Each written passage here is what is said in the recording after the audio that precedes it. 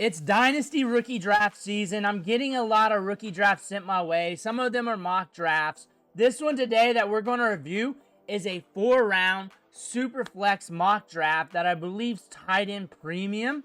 And we're going to analyze the picks, go over what went off the board and everything else. Maybe make fun of some of them too. But before we dig in, click that subscribe button right now. We're covering Dynasty every single day.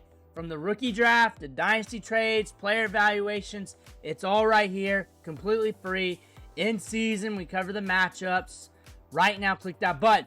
But it's the first round of the draft, pick by pick, going over this mock draft. And the first pick coming off the board, pretty simple to make out. It's going to be Ashton Jeanty, the 101. I've not seen any drafts really where he wasn't the 101, even in Superflex. There was a lot of talk about that for some people with Cam Ward for Superflex earlier in draft season, but it hasn't happened much. I haven't seen it. I imagine it did happen somewhere, but it's not happening much. Let me know if you've seen it. But Ashton Jeanty's locked in as the 101 in all formats right now, unless there's some weird format out there where another position group's just jacked up to the gills. But it's Ashton Jeanty's season. I'd be surprised if it was somebody else, honestly. At the 102, we're going to Marin Hampton. Cam Ward's not coming off the board here. And a Marin Hampton, solid prospect, first-round running back. He's going to get opportunity. Harbaugh likes to use his running backs up the gut. We got good speed. He's shown that he can catch the ball out of the backfield. Overall, I see this happening in a lot of Superflex leagues. I see this happening in a lot of mock drafts even in articles. Marin Hampton's going ahead of the quarterbacks. This next selection at 103 might be new to you, but honestly, I'm seeing this happen a good bit too. Travis Hunter going off at 103 as the first wide receiver off the board. They're saying he's mainly going to play on the offensive side of the ball. We shall see how that happens. But we're on an offense with a good quarterback here. We loved it when Brian Thomas Jr. went to the Jaguars. We're going to be sharing the field with Brian Thomas Jr. And we're going to be taking over that short to intermediate because you're going to be stretching Brian Thomas Jr. That makes sense. But you're still going to be stretched downfield because Travis Hunter is going to get a good ADOT in this offense. Not near as good as Brian Thomas Jr., but they pushed ADOT on some of those wide receivers last year with how they try to go vertical a little bit more. Travis Hunter, if he's running a lot of routes, getting a lot of opportunity, this could be a top flight wide receiver, and the Jaguars might be just back. Might just be back making pushes deep into the playoffs. And Trevor Lawrence just is a huge riser. 104 coming off the board. It's finally happening. 104, Cam Ward. Cam Ward Superflex. Like I said, some people are trying to say, hey, he's my 101. I ain't been seeing that. It's probably out there. But talk is cheap. Draft picks aren't. 104 Superflex off the board. Backaways. I like him better than Michael Penix. I think he's very competitive in last year's draft, but he's behind the good quarterbacks like Jaden Daniels. He's behind Caleb Williams, but he's competitive. He's got a fast mental processor, and at the quarterback position, he's going to give you some time to evaluate, and even if he's not good on the field, he's still going to get you a decent clip on the numbers, and if you're hurting at quarterback, there you go. Quarterbacks aren't cheap in Superflex. In some Superflex leagues, he is going up. And 102 is fine, 103 is fine. It really depends on how your league trades at quarterback. If it's light pulling teeth and you need a quarterback, there's your answer. If it's not, if it's more fluid, there's your answer. But it's going to be different for everybody in a lot of Superflex formats. But coming off the board at 105 is T-Mac. He's the wide receiver 2 in this draft. I like him a lot. I think you can flip a coin, but what I like about T-Mac, I know he's going to be the deep threat. I know he's going to be the target leader over time. I know he's going to have the target share. He's going to have a target share of over 20%. He's going to have an ADOT like 12 to 13. He's going to get those red zone looks. Legette's going to get some of them due to where you can use him as a chess piece, but it's going to be T-Mac's role. It's going to be his offense, and over time, he's going to just develop into that, and he's talented, and his projection profile says that as well. But we're moving on to the 106. We got a lot of picks to go over. At 106, Trevion Henderson coming off the board. Now, with what we had already come off the board with 2 running backs and 2 wide receivers and a quarterback, now we should see running back alley. And when you're in running back alley of this first round, just pick your guy. I think I've said that a few times. I said that in the rankings. I said it in some prospect videos. They're all running backs that are very good and talented, and they all have potential to be top 5 running backs at the NFL level. and be big-time fantasy producers, just really pick your guy. Don't stretch yourself out so thin that you're really just aging yourself, because honestly, they're all good. A lot of them in similar situations, a little different here and there, but still, pick your guy. Like 107, this guy went Quinshon Judkins. It's running back alley. I just expected it. I just expected Judkins or one of the other running backs come off the board. Judkins is going to be the dude for Cleveland. They're going to use these two young running backs. He's very talented, and he's going to be their hammer looking for a nail. At 108, since tight end premium, Tyler Warren coming off the board, going to the Colts. Big-time draft capital, 14th off the board in the NFL draft. They're looking to get their tight end for the future. I look for him to be very dependable. The quarterback position is very ambiguous. That might be something that might make an impact for him over time when it comes to his production profile. If you don't want to pay up for Tyler Warren and you don't like the quarterback situation like I do, but you still like Tyler Warren, then maybe you try and trade for him next year, and maybe you're gambling that the quarterback situation impacts his rookie numbers, because that could potentially happen. That's another strategy where you can get your running back now and get your Tyler Warren tomorrow, but imagine that manager's going to hold on to him unless they get sick of the quarterback position. And when I do these videos, remember, I'm talking to a lot of people here, so it could be different for everybody. Next player coming off the board at the 109, RJ Harvey. RJ Harvey in the first round, that's the way it should be. The other mock had him in the second round, and I disagreed against that. And again, I don't make these mock drafts. I just review them and go over them with you. He's a first-round running back. And like I said, he's part of running back alley. He's in tier A with me, so diversify between that, how you want to do it. But 109 coming off the board, RJ Harvey, I like his fit with the Broncos. They're going to use him. He'll be using the passing game. Bo Nix plays for the next down, so he's going to get some check downs as well. That's going to help his fantasy value. It's very explosive. He's got the draft capital to go along with it. Sean Payton loves him. We went over that yesterday on the video. Go check that out. At the 110 coming off the board, Mika Buka. We're going wide receiver here. We have some running backs left on the board, but we're going with a first-round wide receiver. Baker Mayfield's called him up. Looks like they're building a rapport.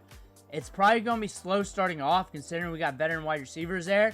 But those veteran wide receivers, overtime's not going to be there, and they're looking for the long game. And this wasn't forecasted for the Bucs, but when you're looking at Mika Buka, he's a guy that can create separation. He's good in the slot. You can call him a power slot. You can also put him outside because he's a thicker wide receiver, but he's also very technical.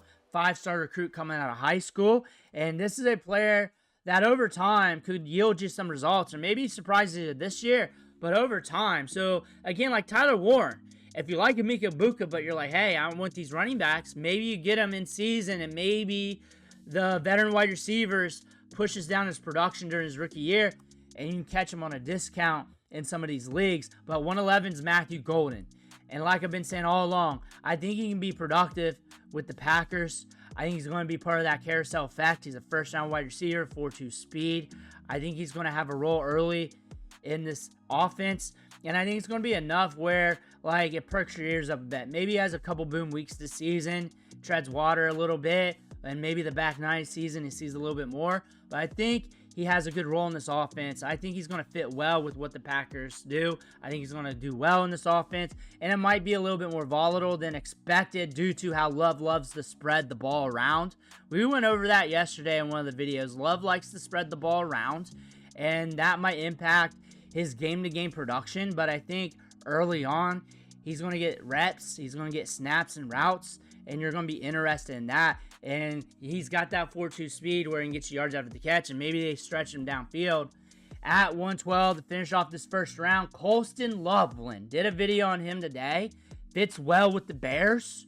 Going to be using his passing attack over the seam, and he's going to be getting opportunities. He's already better than Cole Kmet. He's up there with Tyler Warren, if not better, when it comes to talent. I had him up there.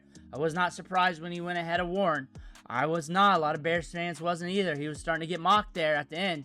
Colston Loveland, good route runner, and this is tight end premium, so this feels kind of light. However, it's a deep running back class. There were some wide receivers that you probably could have waited on and bought next year with trade. However, Colston Loveland going to the Bears is a prime situation. Prime situation for him, but we got to move on. We're into the second round here. Second round, players coming off the board. And the second round is very juicy right now, especially the early part. We got Cam Scottaboo going to the Giants here. I expect him to get opportunity. I expect him to be part of the committee. I expect him to be used in the passing game. Going on to 202, Caleb Johnson, he fell. He's usually a first rounder, but in a lot of leagues, he's also a second round. I'm hearing about that on social media. I think he's going to get opportunity to work in the Steelers offense. I think that's going to happen over time. I would expect it to have a transition period during his rookie season, but you could expect Johnson to be a grinder, to get a lot of work and opportunity and a lot of touches in this offense. And as they figure out the quarterback position and start adding to the offensive line, that's really going to allow him to just develop into this offense. Luther Burden is a steal here. First round, talented wide receiver going into the second round. Also second round in rookie draft here. And a lot of rookie drafts. Also playing for the Bears, you got a good talented quarterback here that could take a step forward. You got an offensive-minded head coach, and they love him there. We went over his video. They were saying a lot of good things about him. I think this is a steal at 203. And at 204, Trey Harris. So it might be slow getting in the start of his career. Ladd McConkey is going to get the work, and then you're going to expect them to use the run game a lot, maybe even more than last year, considering they got two good running backs right now. And Marion Hampton, they spent a first-round pick on. Quentin Johnston's the incumbent. But over time, he's going to start getting opportunity. So you might be able to catch him in trade later on down the road if you want to strategize around Trey Harris. If there's somebody on the board that you're looking at that you like also, so you may want to make that pivot. Shedeur Sanders at 205, it's super flex. You're going with the quarterback, drafted in the 5th round. A lot of people will say, hey, he went day 3, but Tom Brady. But also, day 3 quarterbacks don't usually hit. The odds are stacked against them. Odds are stacked against Shedeur Sanders. There's other quarterbacks with better draft capital on the board. But maybe he pushes the odds. The Browns are set up, though, to go quarterback in next year's draft. They'll have competition in camp. The beat writers, the media does not know what to think about him. I've been listening about that. Or the whole quarterback situations. That's really what I'm talking about. Camp's going to be interesting with the Browns. Camp's going to be very interesting with the Browns this year. Jaden Higgins, 206. Big body, deep threat. Similar characteristics, not play style completely to Nico Collins. So I expect him to be on the other side to Nico Collins. Maybe the Arn Anderson to Nico Collins is Ric Flair. So he might have some moments here throughout his career where he hits. He might be volatile in production due to Nico Collins being the man. Nico Collins is always going to be the man there. Terrence Ferguson, for it being tight end premium, and I figured he'd go a little bit higher in this, and maybe some other tight ends coming off the board. That is my rebuttal here with this draft, but at 207, you're looking at a tight end here going in a good situation, highly athletic, can stretch the seam. This is tailored for him, especially over the long run. Jack Betch, going to the Raiders, you look at the depth chart there, it's open for him to do something there and get production over time. If he takes a step forward in his development, gels well in training camp at 208. Not a horrible bet considering he's a second-round pick. He's got some draft capital to his name. Not immense producer, but still the depth chart's there, and it's very competitive. Jackson Dart, 209. I figured he'd go a little bit earlier in Superflex. Early, mid-ish, second round. 209's fine. It's about to that tipping point, but he's a first-round draft selection, and he's got Malik Neighbors there. So while he's watching the veterans do some things and taking some notes, once it's time for him to develop and take a step forward, he's got Malik Neighbors there. So when he's starting and he gets his time to be the starter, he's got Malik Neighbors there. And that's going to really push him to be productive. And Jackson Dart at that spot when he hits the starting lineup, and if he pushes it to Malik Neighbors like the Jabroni quarterbacks did last year, you're at least going to be okay. You're at least going to get an increase in value on him. Jalen Milroe, an upside play at 210. And I understand doing that in a super flex league. Really depends on how established this league is, what trading is like. But again, upside play, it is kind of ambiguous at quarterback because what happens the entire season there is going to be a mystery. He might get his opportunity somewhere down the line. Malik Willis is a fair comparison, but that rushing production's there. Maybe you want to take the shot at 210. It's cheap. It's super flex considering what's on the board. But I like Dylan Sampson. Definitely will be sharing the work. Quinshon Judkins is a better prospect, but Sampson's not horrible. They did well getting 2 running backs. Maybe they shouldn't have done that, considering what else was on the board at other positions. But now they're jacked at the running back position. He can catch the ball in the backfield a bit. He can spell Judkins. He's going to get that work in that opportunity. And at this price tag, and considering he was drafted on day 3, Sampson could do some work for the Browns and get you something. Basil Tootin's one of my dudes at 402. I like Basil Tootin a lot. We got 4.3 speed. We're on the Jacksonville Jaguars. Running back has been ambiguous. We got Brian Thomas Jr. who's stretching it. They got to account for him, so you got to have the safeties back while you got that 4.3 speed, so if you catch it in the flat, you could be gone. I would take him a little bit earlier. In this. I think he's being slept on this draft. I don't agree with this draft so far. Round 3 time. Round 3, we'll run through this a little quicker.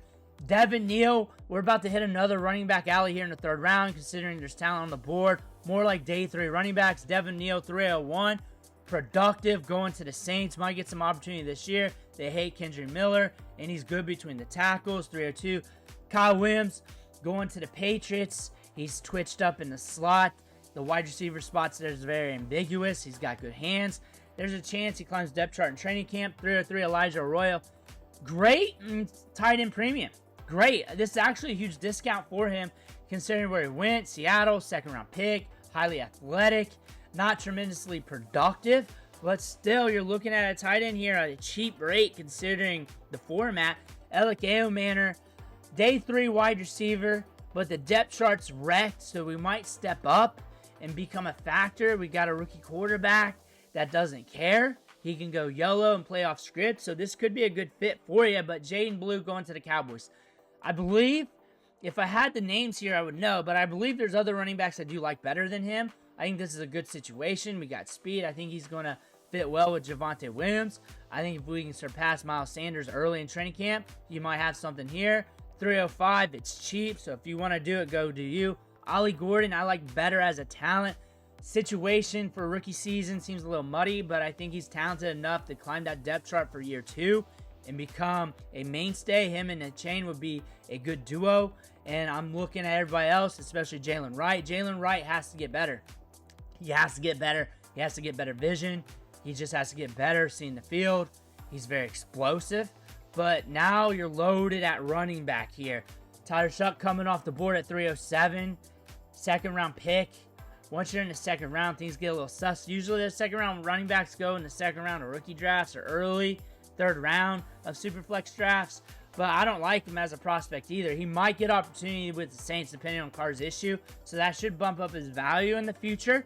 And if he's on the field, you're going to get more on trade, especially with a manager who needs a quarterback for the now. You can hold them over a barrel, so you got some strategy there. So you can really get increase on the dollar. Plus, if he's out there, even if he sucks, I don't know if he can beat out Spencer Rattler. Rattler's one of those players that will look really good in practice, have a few good moments, but then shit the bed the rest of the time. We know that about Rattler. They may just hate him already, but now we got to see. But it's super flex, and he's cheap for a 2nd round pick. 308, Harold Fannin. Still cheap for tight end premium. Last draft, he didn't get drafted in the 3rd round, but I like him as a prospect. I think over time, he's going to get you some value. Good receiving numbers over there at Bowling Green. 309, Taj Brooks. This is one of the running backs I'm swinging a lot of fences on. I like the Bengals. I like the depth chart there. I like what I see on tape. I think we can merge over time and be part of the committee and get some opportunity down the line, even with Evans there. Jalen Knoll is a twitched up wide receiver who's always open. The 2nd Iowa State wide receiver drafted by the Houston Texans. It's going to take some time for him to climb the depth chart due to his role, but he's going to be on the field. He's eventually going to get on there because he's always open. He's twitched up, good hands, very reliable. Woody Marks. Now, if Joe Mixon goes down, he's going to be the next man up over time. Over time, he could become the guy. But I look for him as a handcuff running back that I'm going to want. He's very dependable with the ball in his hands. And he's a handcuff running back that's got some name cachet. And he's a guy that I'm going to be looking at going forward. DJ Giddens, 312 to round up the 3rd round. Another handcuff running back here that's twitched up, that has a good prospect profile, playing behind Jonathan Taylor. And if you're looking for handcuff running backs in the 3rd round, he's a guy I'm shooting my shot on. I like him a lot. But now it's time to go to the 4th round. Here, you just pick your guy. Pick that running back, though. I like running backs who can catch the ball in the backfield, open depth charts, or has some talent. Maybe they're fast. Maybe they're explosive. Maybe they're overly productive. Just take that running back that you like. I'm hammering running backs, especially all draft long, but especially the 4th round is my flyer. Jalen Royals going to the Chiefs, twitched up wide receiver. This is a depth chart that's very fluid. However, they're kind of set in stone with their target share. But a guy that, if you're chasing Chiefs, here you go, Rashard Smith. Good at catching the ball at that field, very electric. And a former wide receiver, great for PPR. I don't care that he's a late round pick. I'm looking at him, especially in the situation here with the Chiefs, because we got good speed. And the running back depth chart there's very ambiguous. Trevor Etienne. I'm not really in love with him. Didn't really live up to his high school recruiting profile. However, we played well. We weren't overly productive, but played well with 2 good programs in the SEC. We're in the 4th round here with the Carolina Panthers. The depth chart's a little bit muddy, but again, it's cheap right now. It's free. Jarquez Hunter's a dark horse. If something happens to Kyron Williams, you're going to want one of those backup running backs. And he's got good tape to his name. He's good between the tackles. And he could be a surpriser in the middle of the season. Mason Taylor, for tight end premium, and considering what just ran off the board here, he's very cheap. 2nd round tight end premium. Could climb the depth chart pretty good here for the Jets. Might take some time due to quarterback play. They might have a rookie quarterback even next year. That's something to think about. But again, that's cheap for tight end premium. That's way too cheap for me. Jordan James, another running back flyer in the 4th round. I don't hate this. 49ers are very ambiguous. Christian McCaffrey, they say he's healthy. We don't know. The 49ers have lied about health before. We got to see what that's looking like when we get to training camp. Damian Martinez as a prospect, I like him a lot. Seattle's now got abundance of talent at the running back position. And I would not be surprised if he climbs the depth chart and they make some moves here in a couple years. I would not be surprised. They got 2 good running backs there. They might decide to hold on to one of them, go with another. But that's not projecting. That's talking in the realm of possibilities. But he's also a very good prospect that shouldn't have slid to the 7th round. Will Howard going to the Steelers. Super flex selection here. Remember that. Steelers have an open depth chart pretty much where, like, if things go bad, he could probably climb it. If he looks good in training camp, he could probably climb it. And he's got some production to his name, considering we were good with 2 different collegiate programs. We won a natty with Ohio State. 4-9, we got Merritt here going to the Washington Commanders. The running backs there, very ambiguous. Definitely an injury or 2. You could see him climbing the depth chart. That could be mid-season. You can get a free roll, a few games out of him. That might be the low point. The low point might be he doesn't crack that due to him being a late-round pick, and they're just having competition on the depth chart and bringing in more competition next year. But it's priced in at 409. What you're seeing here is a running back that might get some opportunity if one of these backs get hurt middle of the year and become a good hitter for you in Dynasty, whether it's sell away or just use for production. 410 Pat Bryant. I think this is a good price for him. Drafted in the 3rd round. It's ambiguous here for the Broncos right now at wide receiver. Somebody's got to step it up. We're 6'2". We got good production to our name. 90th percentile college dominator rating. I think this part of the draft, shooting your shot on Pat Bryant, I think that's too cheap. I think he should go a little bit earlier than this. Torrey Horton's a good prospect as well. 80th percentile college dominator rating. Going to Seattle. They got some wide receivers there, but still a little bit ambiguous. So for the long term, as a flyer, he might be a guy to look at. He's got some reach to him. He's 6'3". And at 412, Savion Williams, the wide receiver to the Packers. You can move him around a bit, and he's got good size. It's going to be the carousel effect there, but he might work his way up. Might take some time. You might be able to buy him on the cheap later, though. That's something you may want to think about. But that's it. That's the draft. 4 rounds this time. Let me know what you think in the comments below. I want to hear about that. Make sure to hit that subscribe button on the way out. Thank you for watching. Catch you on the next video.